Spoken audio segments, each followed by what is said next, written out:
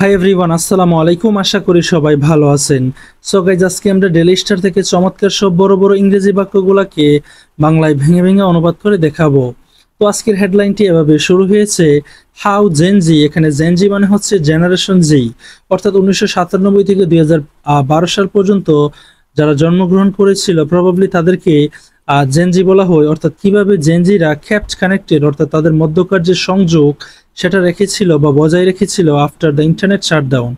অর্থাৎ internet completely shutdown বা বন্ধ করে দেওয়ার পরও বা ইন্টারনেট থেকে বিচ্ছিন্ন থাকার পরও কিভাবে তারা তাদের মধ্যকার যে সংযোগ সেটা রেখেছিল, এটাই এই আর্টিকেলে বর্ণনা করা হচ্ছে।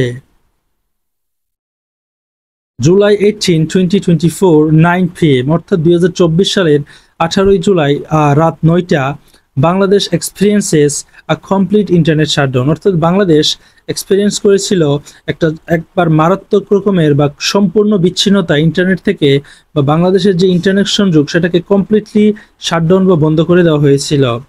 No broadband, no mobile data, অর্থাৎ কোনো ব্রডব্যান্ডই কাজ করতেছিল না, বা নো মোবাইল ডাটা অর্থাৎ মোবাইলের কোনো ডাটাও ওই সময় চলতেছিল না।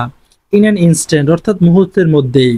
One of the most densely populated countries, অর্থাৎ যেই দেশটা কিনা ডেন্সলি পপুলেটেড বা বহুল জনসংখ্যার দেশগুলোর মধ্যে একটি, কমপ্লিটলি ভেনিস, যেটা কিনা কমপ্লিটলি উধাও হয়ে গিয়েছিল সম্পূর্ণরূপে from the rest of the world, অর্থাৎ পৃথিবী থেকে সম্পূর্ণ বিচ্ছিন্ন হয়ে গিয়েছিল।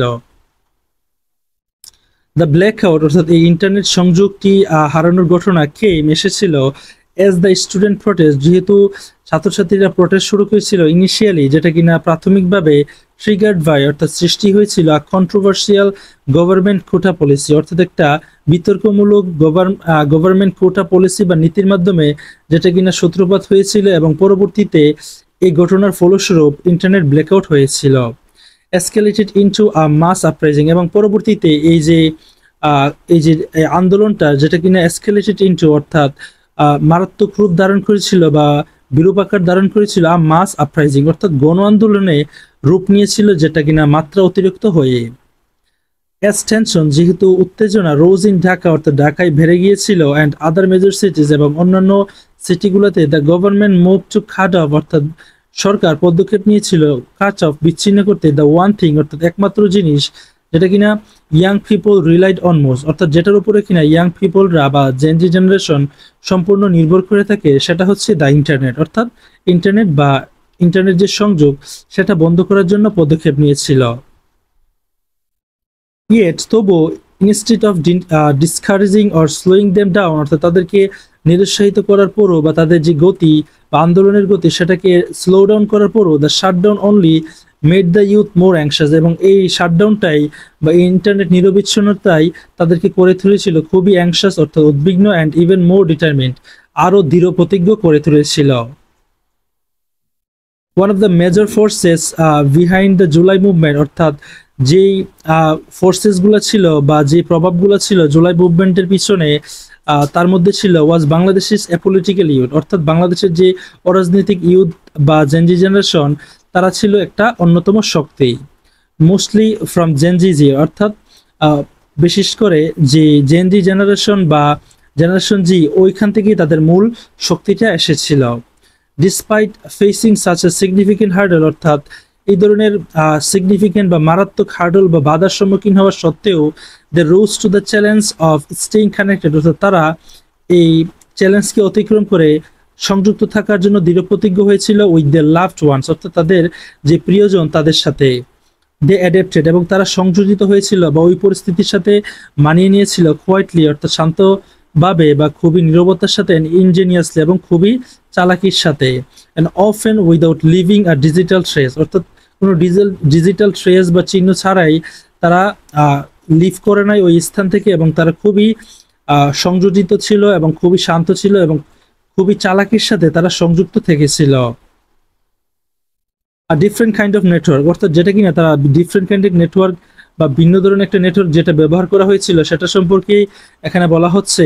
ডাটা ফ্রম UUNI, অর্থাৎ UUNI থেকে যে ডাটাটা বা তথ্যটা পাওয়া গিয়েছে, one of the world's largest open data set on internet censorship, অর্থাৎ ইন্টারনেট সেন্সরশিপ বা নিয়ন্ত্রণের উপরে যাদের কিনা একটা গুরুতর প্রভাব রয়েছে, তাদের থেকে সূত্রে পাওয়া গিয়েছে কনফার্মড অর্থাৎ তারা জানিয়েছে বা নিশ্চিত করেছে হোয়াট মেনি অলরেডি নিউ অর্থাৎ অনেকেই জানতো যে জুলাই 18 টু জুলাই 23 2024 অর্থাৎ জুলাইয়ের 18 তারিখ থেকে জুলাইয়ের 23 তারিখ পর্যন্ত 2024 সাল Bangladesh was under an internet blackout অর্থাৎ বাংলাদেশ ছিল সম্পূর্ণ ইন্টারনেটের বাইরে বা ইন্টারনেট বিচ্ছিন্ন ছিল।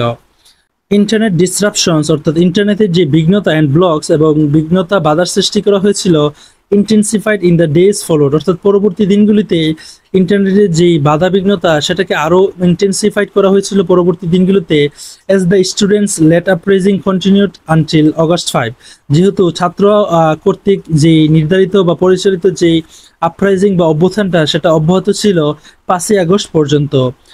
তবুও even as the government pull the plug অর্থাৎ গভর্নমেন্ট তবুও তাদের যে ইন্টারনেট নিরবিচ্ছিন্নতা বা ইন্টারনেট যে বিচ্ছিন্নতা সেটা পুল দ্য প্লাগ অর্থাৎ একেবারে কাট অফ করে রেখেছিল বা সংযোগ বিচ্ছিন্ন করে রেখেছিল।